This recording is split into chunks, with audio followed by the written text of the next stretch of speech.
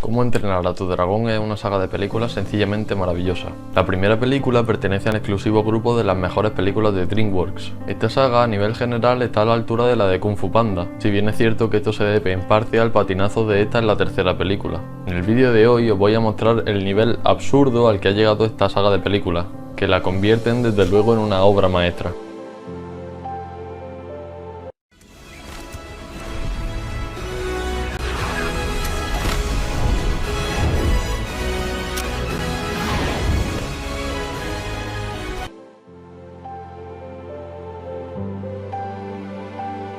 Para empezar, y hablando a nivel general, debemos tener en cuenta que las secuelas suelen ser malísimas.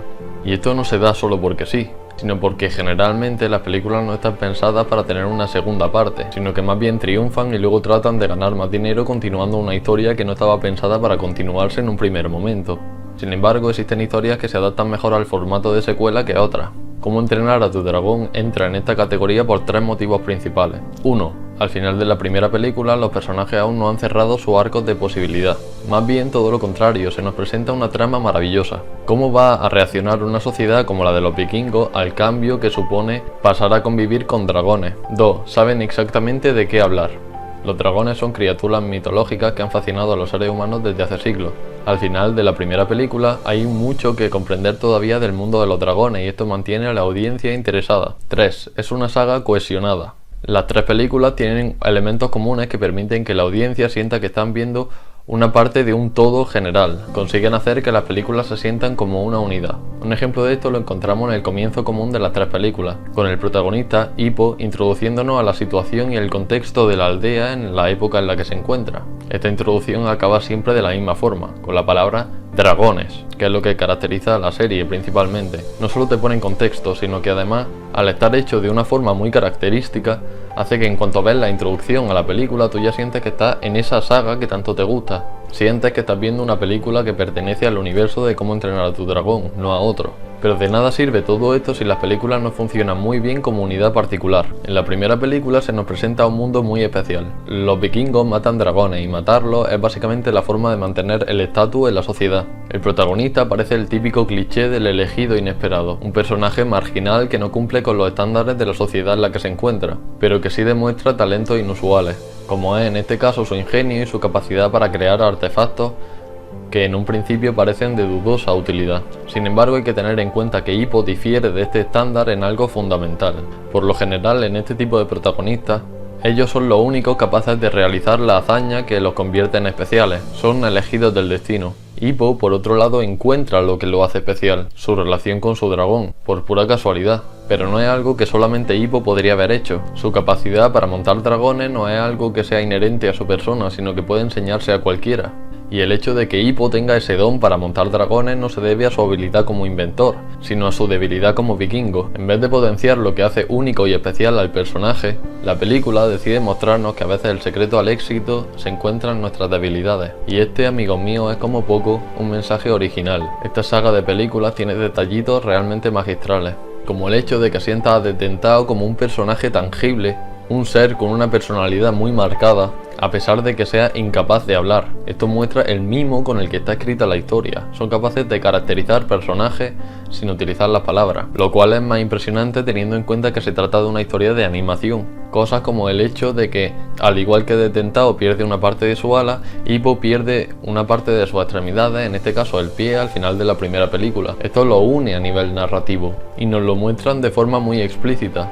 Hippo es el que permite que Detentado vuele, y lo primero que hacen cuando Hippo es incapaz de andar es que Detentado lo ayude, se ayudan mutuamente. Esto es la personificación de la relación casi simbiótica que tienen estos dos personajes, una forma de mostrar cómo estos equilibran sus personalidades, hasta el punto de suplir sus problemas físicos individuales. La música de todas las películas es bellísima, te introduce muy bien en momentos como el primer vuelo o el momento en que Hippo le enseña el vuelo de Detentado a Astrid. Permite que estas escenas se vuelvan de lo más emotivo de la película. Ver cómo dos seres tan distintos como Hippo y su dragón luchan por comprenderse y después, una vez lo consiguen, tratan de llevar esa comprensión al resto del mundo, es una experiencia como poco emocionante. Uno de mis momentos favoritos de la película es cuando Detentado ve como cómo Hippo dibuja. El dragón lo imita y esto acaba desembocando en la primera vez que se tocan. Esta es una referencia más bien poco sutil a cómo el arte tiene la capacidad de hacer que personas muy diferentes se unan, a pesar de sus diferencias.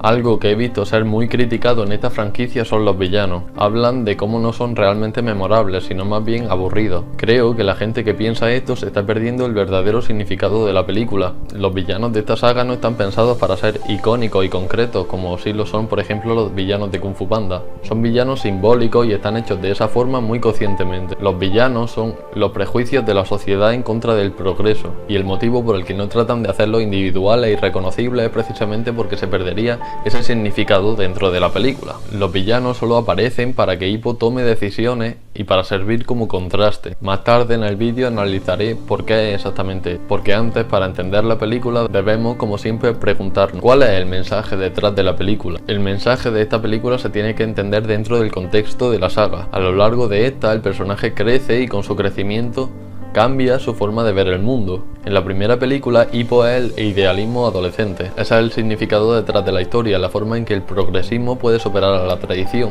Y ese idealismo tiembla durante la segunda película, en la que Hippo se vuelve más responsable y tiene que enfrentarse a una serie de problemas distintos a los que se había enfrentado nunca. La pérdida de su padre y el peso del liderazgo. Pero en la segunda película aún piensa que puede convencer a todo el mundo, incluido el villano, de que la vida junto a los dragones es mejor.